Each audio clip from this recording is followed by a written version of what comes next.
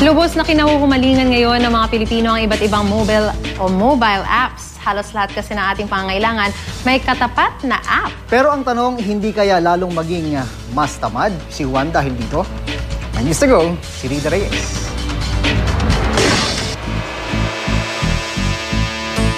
Mula umaga hanggang gabi, walang oras na di nagbubutingting si Jessa ng kanyang mobile apps sa smartphone at tablet.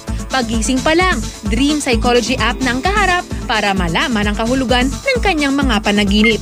Sa maghapon naman, app sa pag-aaral, shopping, pagsiselfie at pati pagbe-makeup ang kanyang pinagkakaabalahan.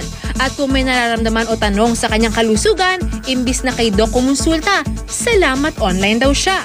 Pag online po, parang one click lang or one tap, tap buy, ayun, makukuha mo na po agad. Sometimes po, natatakot din po ako, pero may trust naman po, lalo alam ko na maraming tao yung gumagamit.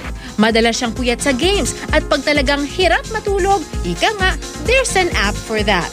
Sleeping app. So, ano ginagawa niyan? May mga sounds po siya, parang nakakatulong po, para makatulog. Ano yung napili mo ate na ambience? Yung ocean surf, kasi feeling ko po, nasa beach ako, tapos nagre-relax. Humans are wired for games. Okay? So, any app that has some kind of game mechanics, patok yan.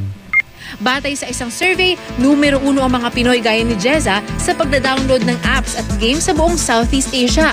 At ayon sa isa pang pag-aaral, 1 sa 3 Pilipino ang di raw kayang mabuhay ng walang cellphone. Mapatrapiko mano balita, ehersisyo o libangan, pati na nga sa pagbubukas ng ilaw o kurtina, may app na raw sa halos lahat ng pangangailangan ng tao. It has become more personalized nowadays. The purpose of apps is to make things easier for you. There's an app for that. Pero di kaya lalong maging mas tamad si Juan dahil sa apps? People are looking for convenience. Kung puro gano'n na lang, baka naman nakahiga ka na lang buong magdamag. Sana naman hindi na mag-resort sa ganoon, katamaran. At baka masakripisyo pati ang personal na interaksyon sa iba. Ayaw mo na minsan lumabas ng bahay, hindi ka na nakikipag-socialize.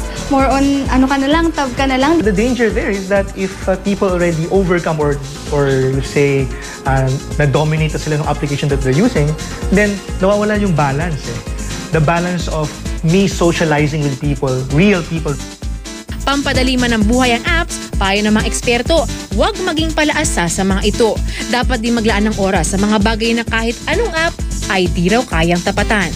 Dahil nakatipid ka sa tasks mo sa mga apps mo, dapat i-dedicate mo na yung oras na na-save mo sa mas mahalagang bagay katulad ng relasyon, sa pag-build ng relationship with your family, with your friends. Rida Reyes, GMA News.